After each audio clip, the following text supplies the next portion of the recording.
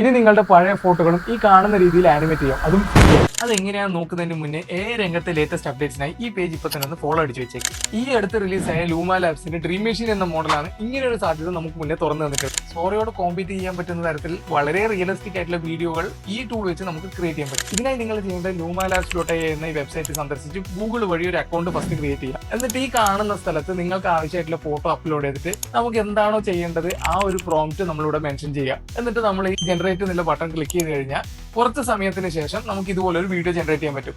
ഇപ്പോഴത്തെ നിലവിലെ ഡിമാൻഡ് കാരണം ഈ വീഡിയോ ജനറേറ്റ് ചെയ്യാൻ ധാരാളം സമയം എടുക്കുന്നുണ്ട്.